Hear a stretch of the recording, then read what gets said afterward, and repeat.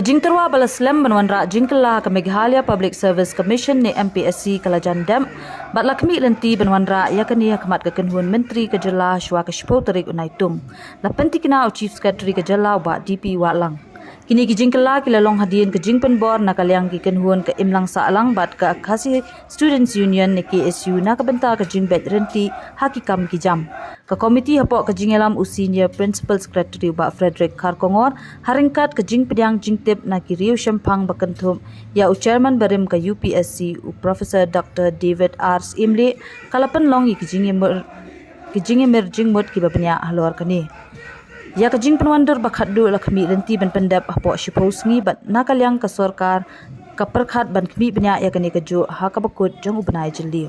As desired by the NGOs and in fact by the Khasi Students Union, that Mpsc needs a relook and perhaps some reforms need to be undertaken. We had constituted a committee which is headed by our senior principal secretary, Frederick Kharkongor. They have sat multiple times and have taken guidance also from the former chairman of UPSC, Professor Dr. David Imle, and other experts. They are now compiling the report, and the report will be submitted in about 10 days' time from today.